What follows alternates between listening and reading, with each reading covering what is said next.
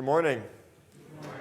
Welcome to Trinity Christian Reformed Church. We're so glad that you decided to worship with us this morning, and we want to welcome all of our guests and those who may be visiting with us, and also those who are tuning in online. We're extremely grateful that you have chosen to worship with us this morning.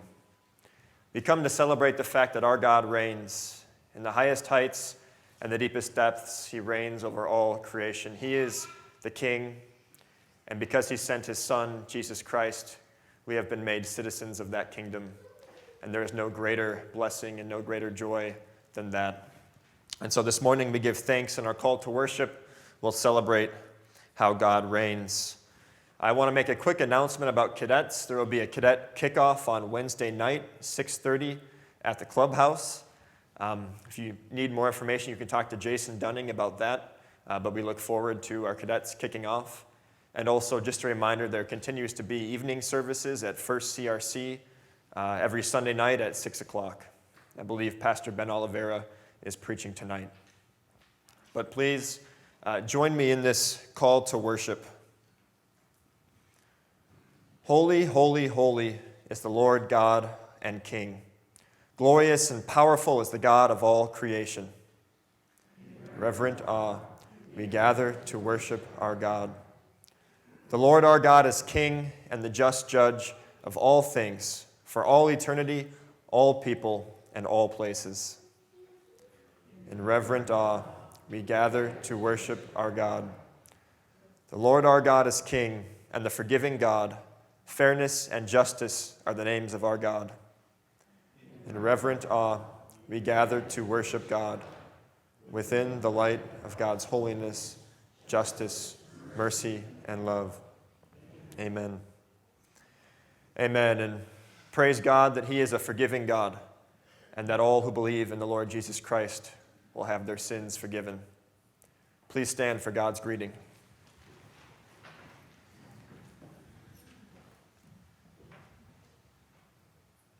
The Lord greets us this morning. Grace and peace to you from God our Father and the Lord Jesus Christ, who gave himself for all our sins in order to rescue us from the present evil age, in accordance with the will of our God and Father, to whom be glory forever. Amen. And now that God has greeted us, let us greet one another this morning.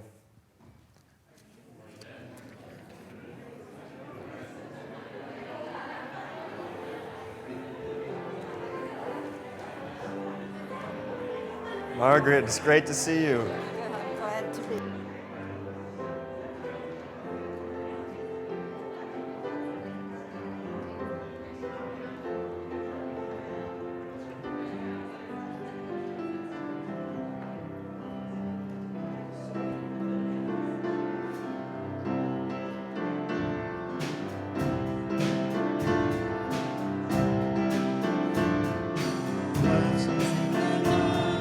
Glory and power be to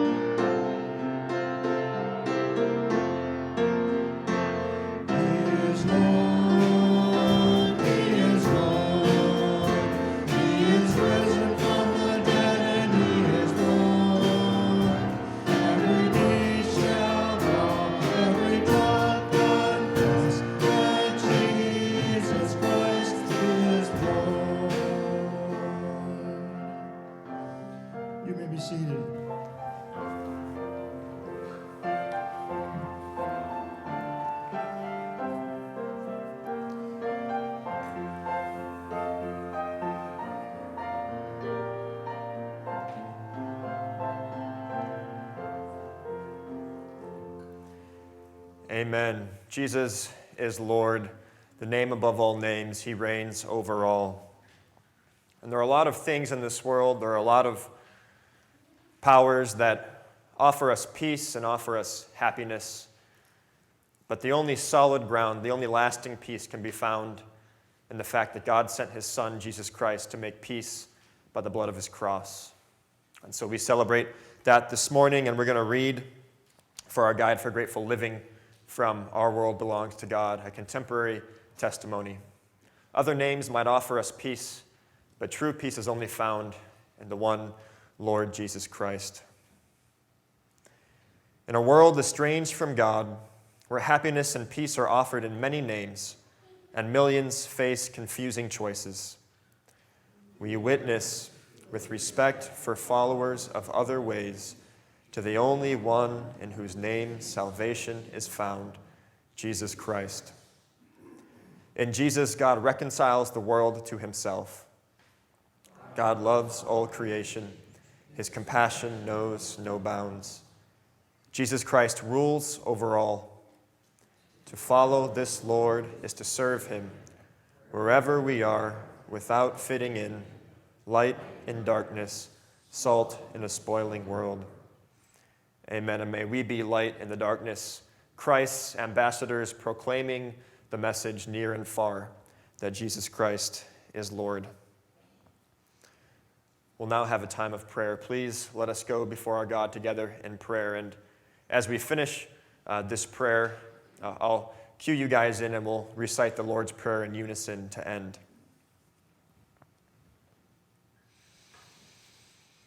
Heavenly Father, we come before you this morning in awe of your wondrous deeds and your mighty acts, and we praise you, Lord. As the psalmist says, "Praise the Lord, O my soul.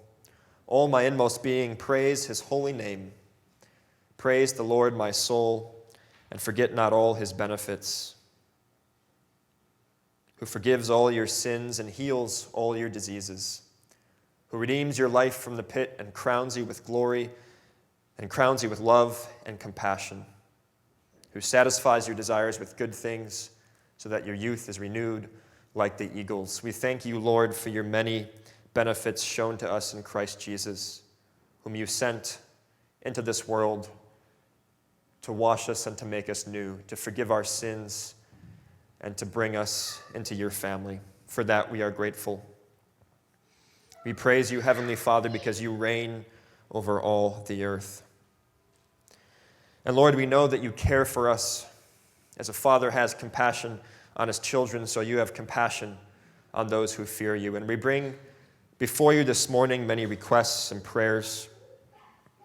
Lord, we think of the passing of Kay Mills and remember her family in this time. May you bring them comfort. Lord, we thank you for Kay's life and pray that you would give strength to the family in this time of grief. Heavenly Father, we also think of the Mikey family. May you be with them as they mourn the passing of Mike's mother, Pauline.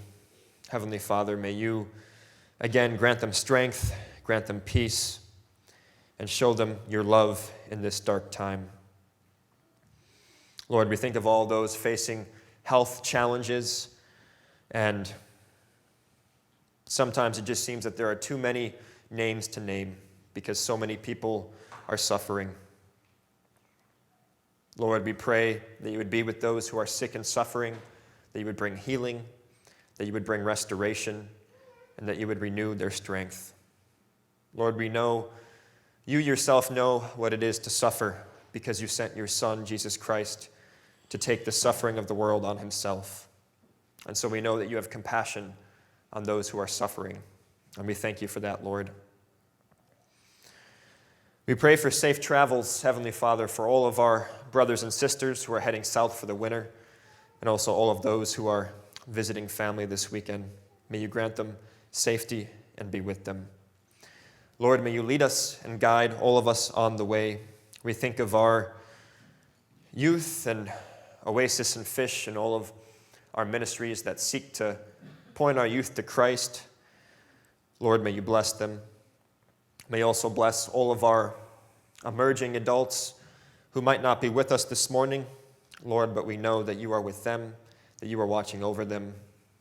May you continue to strengthen and encourage their faith. Heavenly Father, we also pray for our offering and the giving of our gifts this morning. Lord, we know that from you and to you and for you are all things. We know that anything that we have has been given from your gracious hand. And so, Lord, we pray that you would help us to offer our bodies, our whole lives as living sacrifices, holy and pleasing to you, as a response to the grace we've been given. Help us to be generous as Christ has been generous with us. Though we were poor, making us rich, rich in the treasures of his heavenly kingdom. Lord, may you help us to be generous in the giving of our gifts this morning. May you bless our offerings. In Jesus' name, amen. And at this time, we will praise God for the giving of our gifts.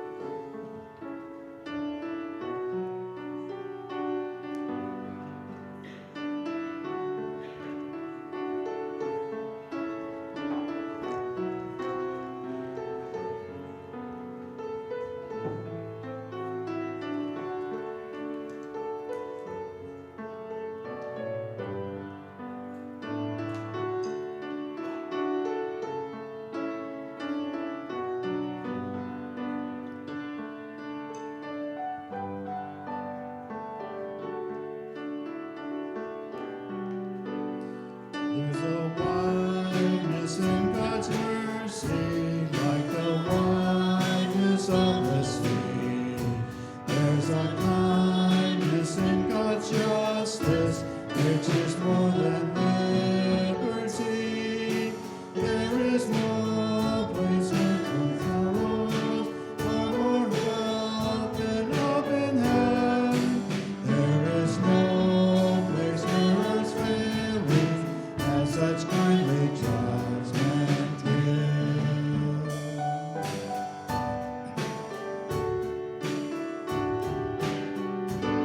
For the Lord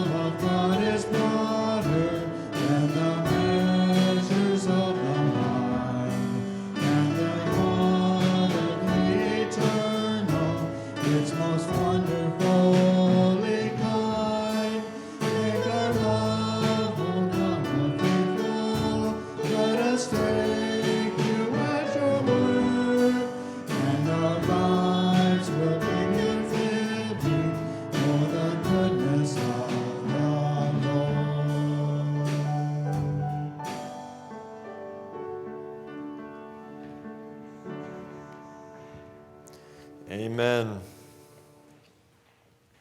There is a wideness in God's mercy, like the wideness of the sea.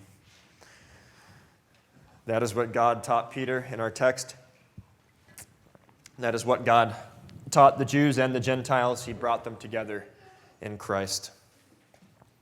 We're going to read this morning from Acts 10. And before we read, so we're sort of in the middle of the story if you haven't been with us. But 2 weeks ago we talked about how there was this man named Cornelius. He was an officer in the Roman army. He was an able leader. He prayed regularly every day. He probably prayed more than you and I pray. And he gave to the poor. He was a moral man. But still he was a Gentile. And so in the mind of the Jewish religious leaders of that day, he would not have a place in God's kingdom, especially because he was a military officer occupying the Jewish homeland, but also because he was a Gentile. But God reveals himself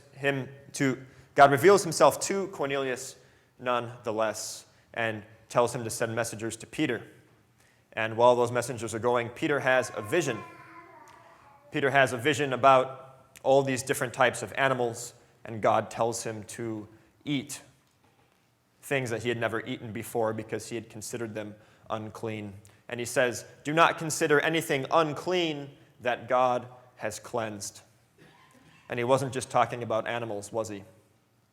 He was also talking about people, that he should not call any person who could be saved by the blood of Christ unclean. So the messengers arrive at Peter's house, and Peter goes with them. They go back to the house of Cornelius, and Peter preaches the gospel to Cornelius and his household, and that's where we pick up our story in Acts 10. Hear the word of the Lord. Then Peter began to speak. "I now realize how true it is that God does not show favoritism, but accepts from every nation the one who fears him and does what is right. You know the message God sent to the people of Israel, announcing the good news of peace through Jesus Christ, who is Lord of all.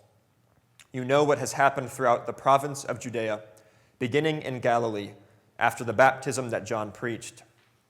How God anointed Jesus of Nazareth with the Holy Spirit and power, and how he went around doing good and healing all who were under the power of the devil, because God was with him. We are witnesses of everything he did in the country of the Jews and in Jerusalem.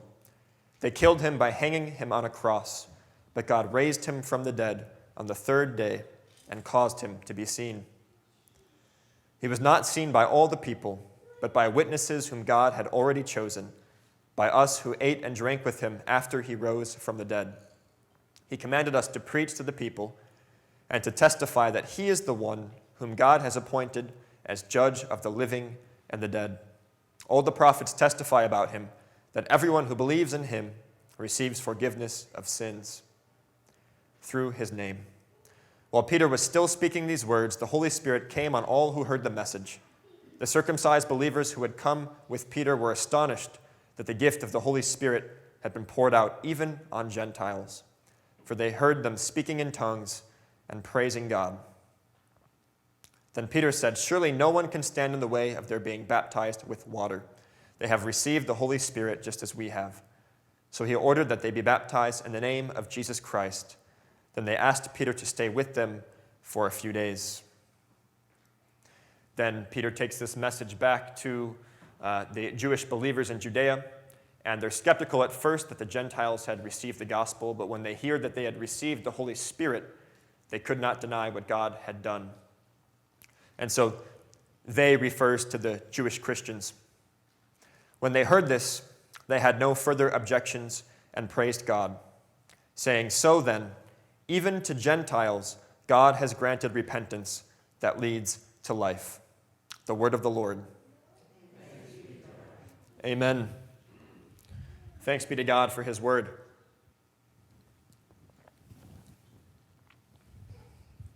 Friends in Jesus Christ, I have been watching some PBS documentaries that document U.S. involvement in the Middle East and in the conflict in Afghanistan. And PBS Frontline has done some really good journalistic work in interviewing people over there and just getting an idea of what's going on the ground. They've done multiple documentaries, but this was back in 2006. And it's fun because you can get a firsthand look through some of what they have filmed of what life was like in the Middle East long ago. Because there are tribal areas in western Pakistan, which borders Afghanistan. There are tribal areas which are very remote. They're very mountainous. The government has almost no control over them. And they live life much like they have for the past 1,000 years. It really gives you a window into the ancient world, in a sense. Not that life hasn't changed, but they still have some ancient customs and practices that they still have ancient customs and practices. So in one of these documentaries, you see they film a peace ceremony, or you could call it a covenant ceremony. And what was happening was the government of Pakistan wanted to make peace with one of the tribal warlords in this remote area. This tribal warlord was sending troops into Afghanistan to attack U.S. forces. And in order to try and get them to stop doing that, the Pakistani government tried to make peace with them. And so they made a deal. The government gave them some money and some cash, and they told them if the government had not made a wise deal in negotiating with the U.S., that they would have been bombed and they would have been destroyed. So they said, because we did this for you, we want you to lay down your arms, and we want you to register your weapons, and we want you to stop attacking U.S. forces. So that was the deal. And to seal the deal, they had a ceremony. They had a great feast. They had a banquet. And top officials from the government flew into the tribal areas, and tribal leaders, they had their leadership there, and they all dressed up in their finest dress. They had a grand feast. They made speeches about love and brotherhood and peace. And they said, if you uphold your end of the deal and we uphold our end of the deal, things will be great. We'll have newfound brotherhood and peace. So they made all these grand speeches. They exchanged gifts, and they promised to enter a new era. The only problem was this deal fell apart a few weeks later because the tribal leaders did not uphold their end of the agreement. But it gives you an idea, it gives you a sense of how agreements or covenants were sealed in ancient times. And so when we look at the Lord's Supper and we see Jesus instituting a covenant, a peace agreement between God and man, he does it at a feast, at a celebration. And what did the Passover celebrate? The Passover celebrated peace and freedom that God had given his people Israel after slavery and oppression and tyranny in Egypt. He brought them up out of the land of slavery into a land of freedom. So it celebrates newfound peace and freedom. And Jesus takes a celebratory cup of wine, and he says, "This is my blood shed for you for the forgiveness of sins. Do this in remembrance of me." He's saying, I'm going to give you newfound peace and freedom. I'm going to liberate you from the slavery of sin.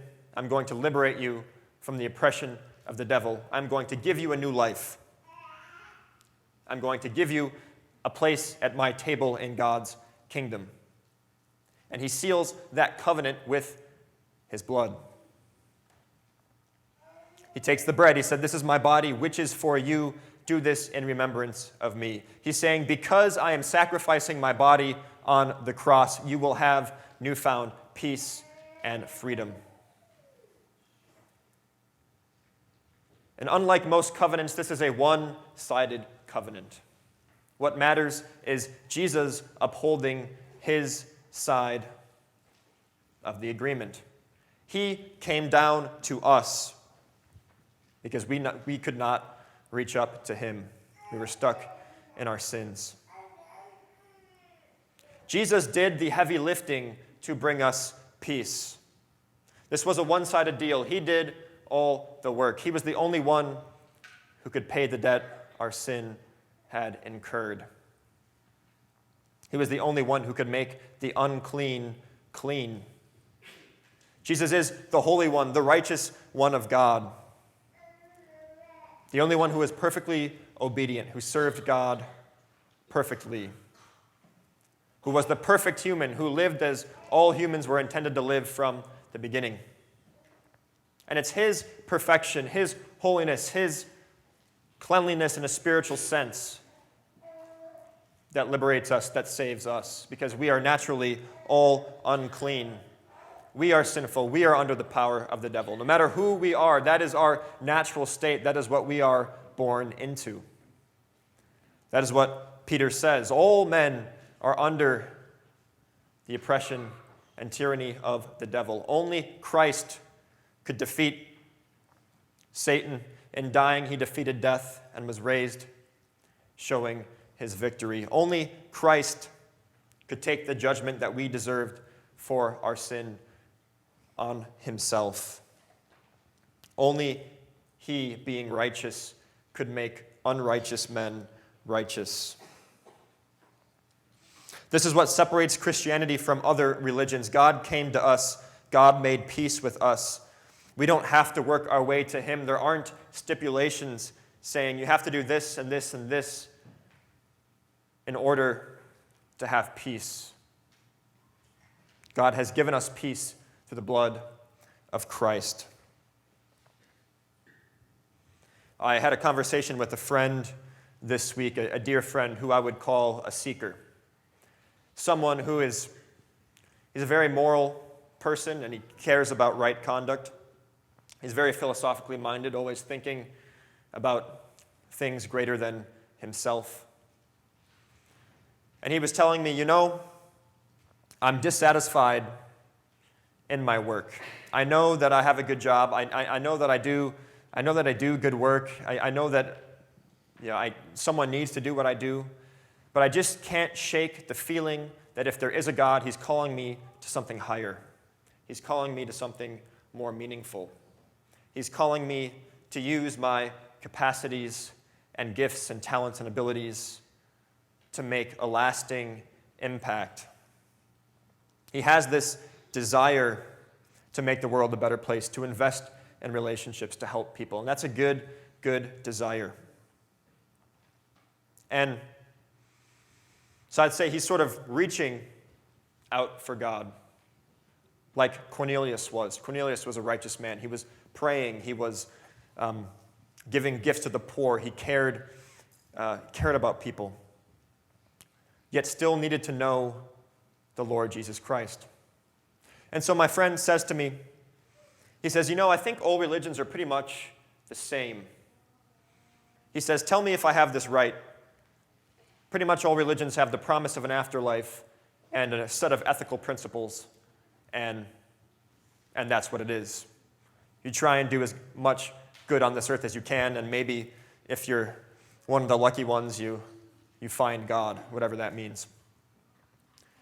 And I told him, I said, Christianity actually teaches that we can't reach up to God, that we are stuck in our sins, dead in our transgressions, that we suppress the truth naturally. God can be known through what he has created. His eternal power and divine nature is present in his creation, but we, being sinful, suppress that truth that there is a God. And instead of reaching up to God like we should, we actually reach out and we idolize created things. But I told him the only hope for us is that God came down the mountain to us, is that God reached out to us in Christ. So you see, we actually can't climb the mountain to God through our good works. We actually can't, no matter how good we try and be, even if we were as good as Mother Teresa. Even Mother Teresa falls short of the righteousness of God. Our only hope is that the righteous one of God, Jesus Christ, came to us, that he was willing to fellowship with those who were sinful, who were rebels, who were by nature unclean, and that he was willing to wash them and make them clean by his blood and Spirit. Our only hope is that God reached out to us. He did the heavy lifting to bring us peace at great cost to himself. At the highest price, the blood of his precious, dear Son. And so I think many are reaching out for God like my friend. Many are reaching out for God like Cornelius was before he met Peter. Many are reaching out for a connection with something greater than themselves, but don't necessarily know how or why or what. And that is where we come in. We are called to be Christ's ambassadors. We are called to tell the world that Jesus Christ is Lord, that he came down to this earth, light to the darkness, that the Prince of Peace stepped down from his throne to get dirty in the mud with us and to wash us and to make us clean. That is our hope.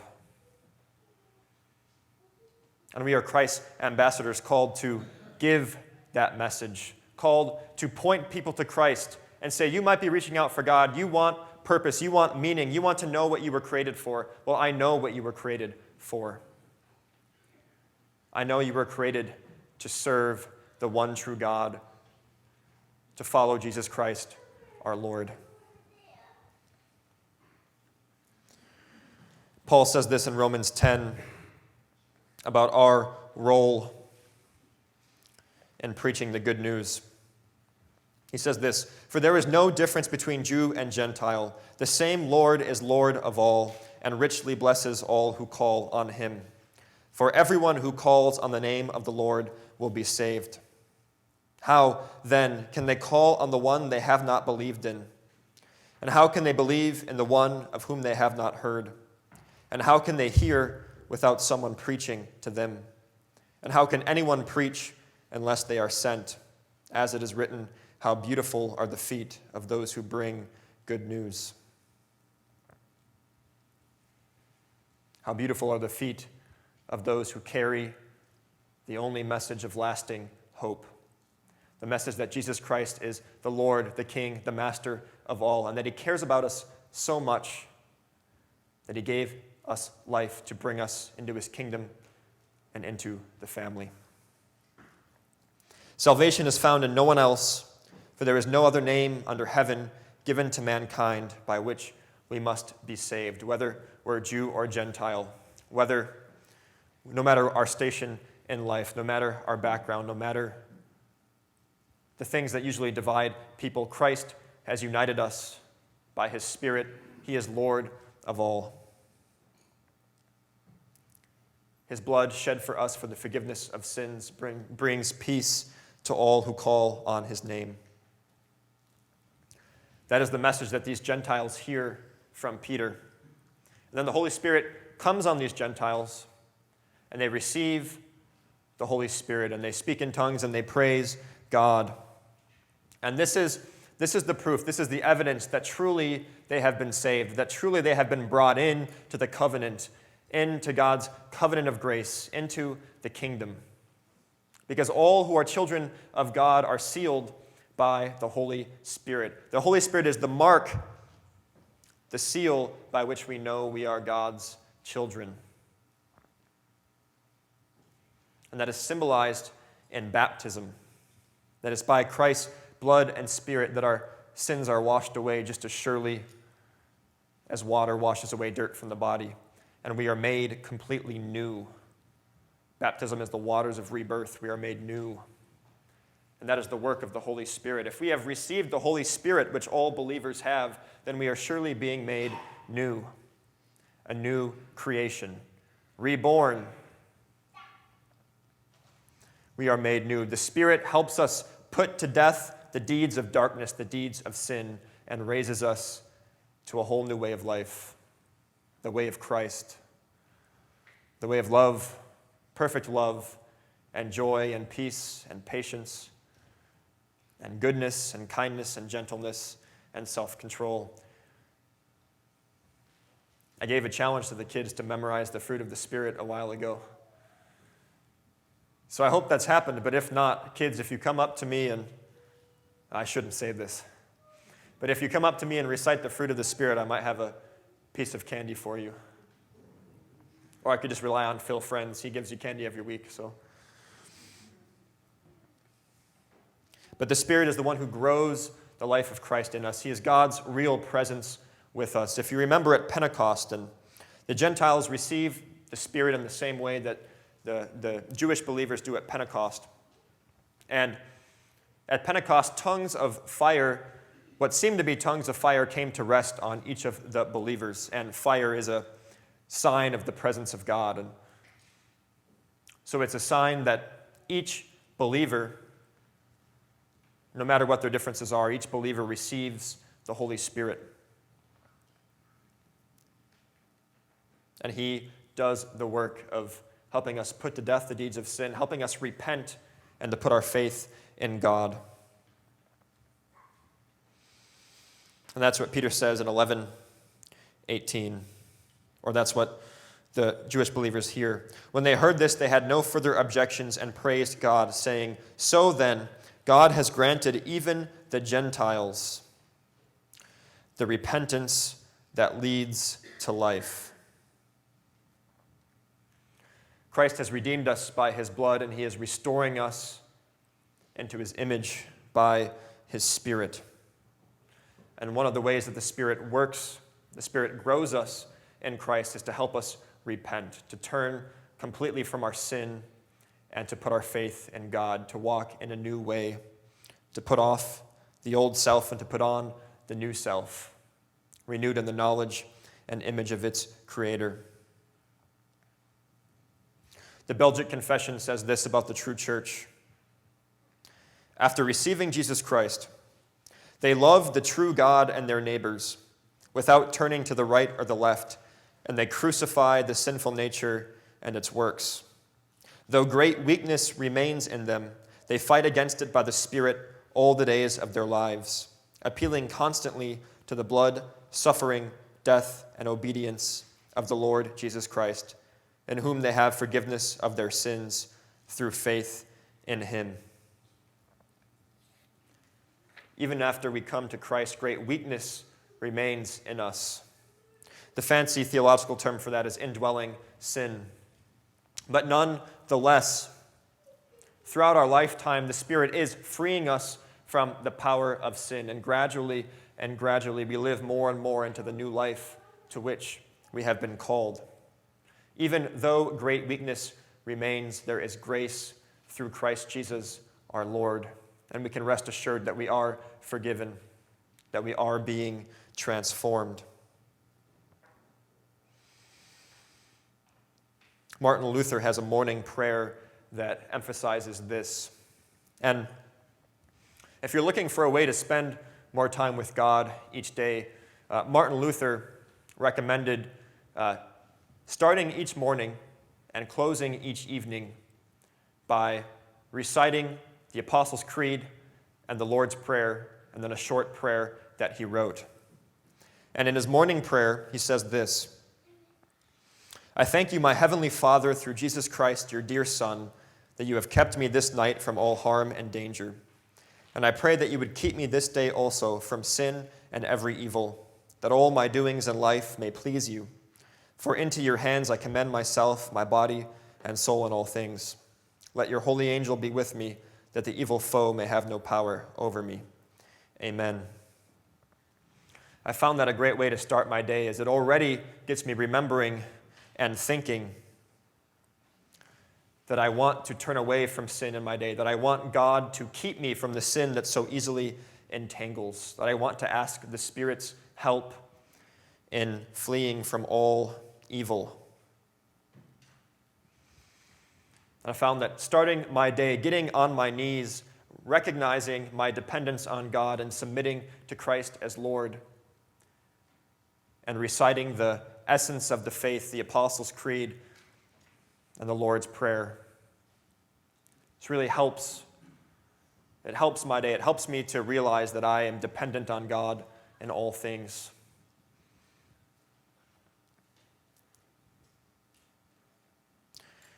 Paul says this in Romans, "For I am not ashamed of the gospel, because it is the power of God that brings salvation to everyone who believes, first to the Jew, then to the Gentile. For in the gospel the righteousness of God is revealed, a righteousness that is by faith from first to last, just as it is written, the righteous will live by faith." No matter who we are saved by grace through faith in the Lord Jesus Christ. And this is not from ourselves, it is a gift from God, not by works, that no one may boast. For we are Christ's workmanship, created in Christ Jesus to do good works, which God prepared in advance for us to do. My boast is Jesus Christ, his perfection, his righteousness, what he did for me. And he does change my life. He makes me a new person. He helps me to do good works. But that's a free gift. I don't earn anything through my works. But that makes me all the more thankful that God cared so much for me that he sent his Son to die an unclean death on a cross, a cursed death, to lift the curse of sin from this world and to lift the curse of death that I may live. That is what Christ has done for us. He has come to wash the unclean, to commune with the unclean, and to make us clean. No matter who we are, if we call on the name of the Lord Jesus Christ, we will be saved. That message is for all. Amen. Let us pray.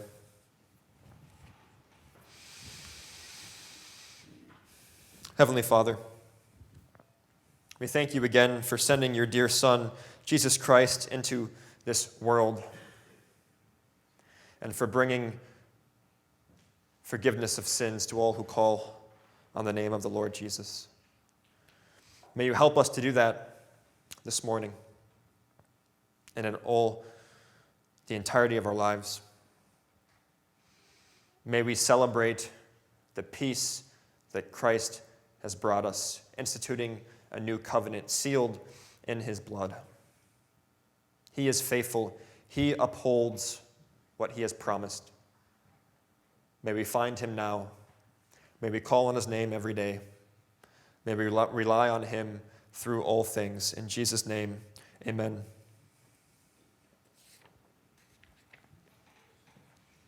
And now we'll sing.